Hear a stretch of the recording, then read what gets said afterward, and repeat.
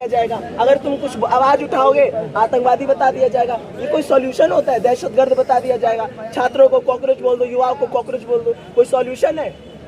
Accountable बनो ना, responsible बनो, आंसरेबल बनो जनता के प्रति। तुम्हें कुर्सी पे इसलिए नहीं बैठाया गया है कि तुम बैठ के वहाँ राज करो और हमारा शोषण करो। तुम्हें इसलिए बैठाया गया है कि हमारी सेवा करो, लोगों की आवाजों को सुनो, समाज में जो अराजकता फैल रखी है उसको खत्म करो। लेकिन तुम उसको बढ़ावा दे रहे हो, तुम लोगों का शोषण कर रहे हो। आज भी जाके देखो गांव में दलितों की क्या हालत हो रही है। कहते हैं कि भीम का नारा लगा रहे हैं, ये नारा लगा रहे हैं, वो नारा लगा रहे हैं।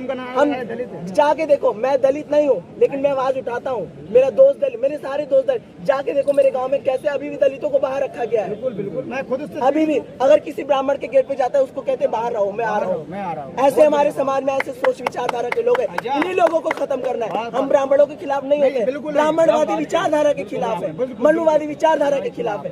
हमारा देश ऐसे आगे नहीं बढ़ेगा।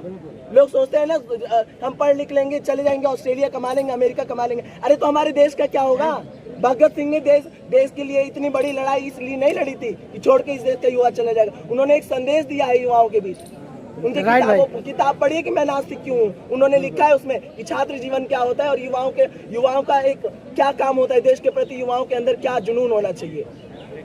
हमें समझना पड़ेगा। और हमारे मैं मेट्रो में आता हूँ, 2-4 ऐसे लोग मिलते हैं जो उल्टा हमारे ऊपर क्वेश्चन करते हैं। परसों बस में लड़ाई हो गई मेरी, कह रहे कि कांग्रेस की सरकार में भी पेपर लीक होता था। मैंने कहा कांग्रेस ने क्या किया, क्या नहीं किया? कांग्रेस ने गलत किया, वो नहीं है सत्ता में।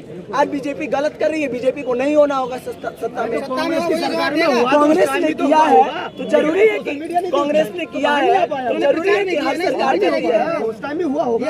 सरकार हमसे होती है, हम सरकार से नहीं होती है। हमें डरना नहीं है, संवैधानिक तरीके से काम करना है। हमें संविधान वो ताकत देता है।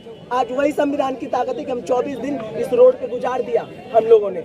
मैं 20 तारीख से इस प्रोटेस्ट में प्रतिभाग कर रहा हूँ। मम्मी पापा कह रहे कि क्यों इतना लॉस कर रहा है। मैं सिविल सर्विसेज की तैयारी भी करता हूँ, बिगिनर हूँ। कहते हैं पढ़ाई में पैसा लगा रहे, क्यों जा रहे हैं वहाँ पे, कुछ नहीं होने वाला है। तो मैंने कहा कि सुसाइड कर लूंगा तब तुम समझोगे। 22 बच्चे चले गए, उनके भी तो माता पिता होंगे घर में। उनके माता पिता से जाके पूछो। रिया थापा उत्तराखंड की है, हमारी फैमिली उत्तराखंड में रहती है। पूछो रिया थापा के पापा आए थे, कैसे रो रहे थे यहाँ पे। उनके माता पिता से मिलो। सोनम वांगचुक जी आपको जानते हैं, हमें जानते हैं, इनको जानते हैं, नहीं जानते। लेकिन आज वो व्यक्ति 18 दिन से भूख हड़ताल। बताओ हमारे लिए, सिर्फ हम लोगों के लिए, हम लोगों के लिए जो हमारे बच्चे, हमारी जनरेशन के लिए कुछ नहीं हो रहा भाई साहब। तुम्हारी जनरेशन के लिए हुआ, हमारे लिए हो रहा भाई। सोनम वांगचुक को तो ठीक है अपना। सबसे बड़ी समस्या ये है कि इनके आस औलाद तो है नहीं। हाँ, अन्ना हजारे ने जब कांग्रेस शासन में